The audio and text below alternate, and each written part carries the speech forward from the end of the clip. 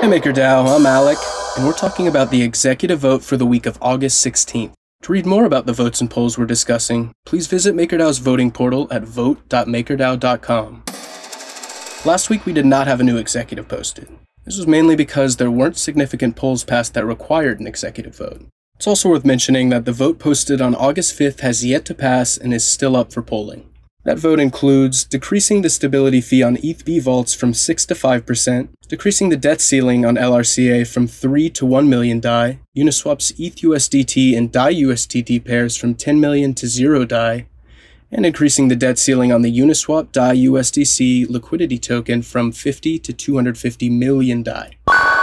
And next up we have 5 ratification polls, only 2 of which were posted this week. The first is proposing to onboard a PAX peg stability module. This would allow end users to swap the PAX token directly for Dai without borrowing. The second poll is suggesting reduced vault liquidation ratios for most vault types. Vault liquidation ratios limit the maximum amount of Dai debt that a user can draw, given the value of their collateral. The proposal suggests a 5% reduction for ETH-A, ETH-C, and others, while a 10% reduction being the choice for Aave-A, Comp-A, and more. You can see the links in the description for the full list. Our third poll is a declaration of intent to onboard a collateral type that would be backed by B Protocol v2. And fourth, we have a budget proposal update from the Growth Core unit, which would allow the team to receive MKR vesting over a 3-year plan.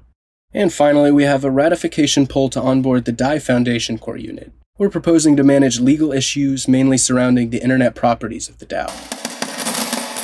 And moving on, we have 3 new community Greenlight polls up for voting, all of which are real-world asset-based companies utilizing the Tinlake protocol. The first is for Capital Now Cannabis, to be backed by the company's drop token. The company plans to use the Dai minted as a line of credit to originate new assets against factory and equipment financing assets currently established in the cannabis industry. Next up, Nebula Capital Partners drop token is proposed. Nebula Capital Partners is primarily focused on investments in portfolios of granular credit assets, as well as the expansion of their own fintech investments. And last but not least, we have the Chorus Global Fintech Fund drop token. This company plans to underwrite and originate loans to fintech businesses in international markets.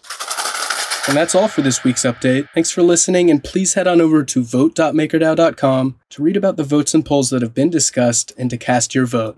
If you have any feedback about this update, please reach out in the content production channel at chat.makerdao.com and let us know. I'll see y'all next week, but until then, happy voting.